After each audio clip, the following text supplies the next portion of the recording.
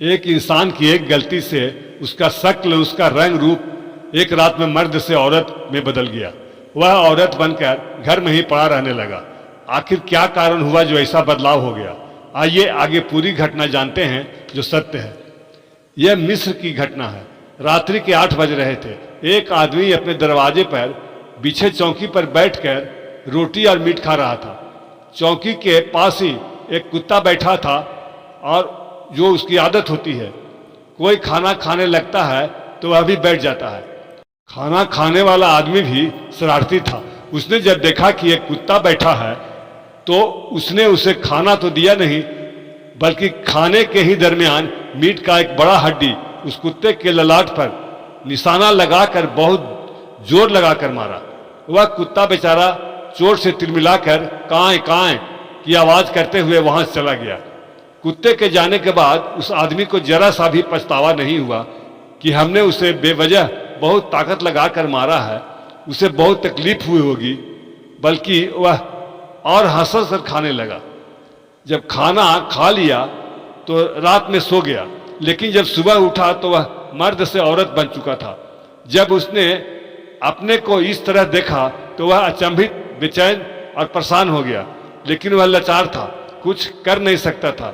उसे कुछ समझ में नहीं आ रहा था कि ऐसा कैसे हो गया।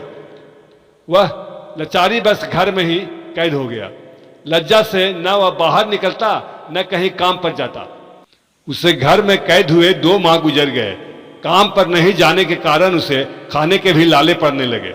अब उसे भूखे रहने की भी नौबत दिखाई देने लगी।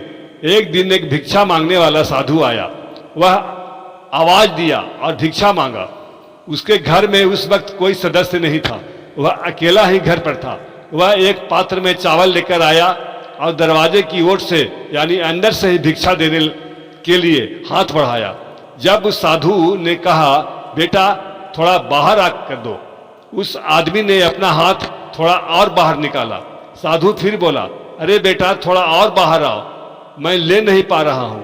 उसने जब कई बार बेटा कहा तो उस आदमी के दिमाग में कुछ और बैठ गया। उसने कहा, बाबा मैं तो बेटी हूं, आप बार बार बेटा क्यों बोल रहे हैं? साधु ने कहा, नहीं तुम बेटी नहीं बेटा हो। तुम्हारी भारी गति से तुम्हारा यह हाल कर दिया है। तुम जन्म से बेटा हो। अब उस आदमी के दिमाग में यह हलचल मचने लगा कि यह साधु मुझे ठीक कर सकता है, मुझे अपना असली रूप में ला सकता है। जब यह सारी बातें जान गया तो यह पहुंचा हुआ शक्ति वाला साधु है। तब वह बाहर निकलकर उस साधु के पैर पर गिर गया और बोला, बाबा मुझे ठीक कर दीजिए। काम धंधा पर नहीं जाने के कारण भूखे मरने की नौबत आ गई है, मुझ पर दया कीजिए। उस साधु ने कहा, यह किसी के बस की बात नहीं है। तुम्हें वही ठीक कर सकता है जिसने ऐसा किया है। उसी को खोजना पड़ेगा, वही तुम्हें अपना असली रूप में ला सकता है। उसे मैं खोजूं कहाँ बाबा? मैं तो जानता भी नहीं वह कहाँ है, कौन है। इतना मैं कर सकता हूँ, तुम्हें यह बता सकता हूँ कि वह कहाँ है, कौन है। मेरे पास त्राटक साधना है। उस साधना का उपयोग कर मैं त्राटक दृष्टि से यह देख सकता हूँ वह कहाँ है। वह जहां भी होगा मैं देख लूंगा। वह शख्स बेचैन होकर कहा, बाबा वही करके बता दीजिए, मैं कैसे उससे मिलूंगा बिना जाने कि वह इस वक्त कहां पर है। उस साधु ने त्राटक दृष्टि डालकर जब उसे देखा तो वह नजर आ गया। वह साधु बोला, बेटा वह एक घने जंगल में बैठकर धूनी जमाए हुए है।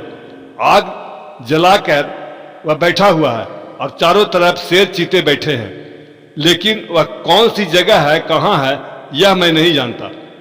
उस शख्स ने बेचैन होकर कहा, बाबा और देखिए, इतना बता दीजिए कि हम उससे कैसे मिल सकते हैं। बाबा ने कहा, हम इतना बता सकते हैं कि वह हर बृहस्पतिवार को एक रास्ते से गुजरता है। उस रास्ते के बगल में एक कब्रिस्तान है।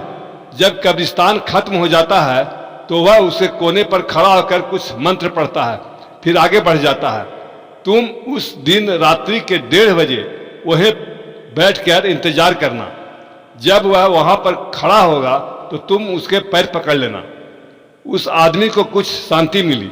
वह अगला बृहस्पतिवार समय से पहले आकर बैठ गया। जब 1:30 बजा तब देखा कि एक बहुत बुजुर्ग आदमी आ रहा है। वह कोने पर बैठा था। जब वह बुजुर्ग वहां खड़ा हुआ तो वह उनका पैर पकड़ लिया। उसने कहा, पैर छोड़ो, तुम कौन हो? नहीं बाबा, मैं नहीं छोड़ूंगा, मैं बहुत कष्ट में हूं, मुझ पर दया कीजिए और मुझे असल रूप में बदल दीजिए। उसने कहा, तुम उठो। वह उठ गया।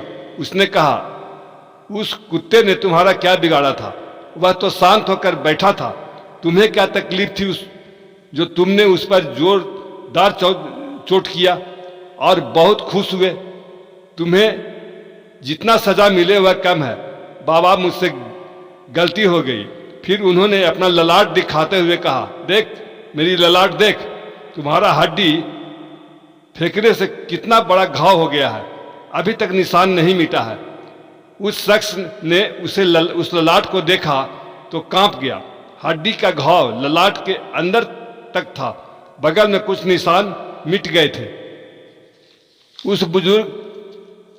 वह बुजुर्ग बहुत क्रोध में थे। वह आदमी कांपने लगा और बारंबार माफी मांगने लगा। वे कुछ नम्र हुए और शांत होकर बोले, जाओ, सब ठीक हो जाएगा, लेकिन याद रखो, किसी जीव को बेवजह नुकसान मत पहुंचाना। हो सकता है कि तुम्हें इससे भी भयंकर कष्ट भोगना पड़े। बुजुर्ग आगे बढ़ गए। वह आदमी दूसरे दिन सोकर उठा तो सब ठीक हो गया था।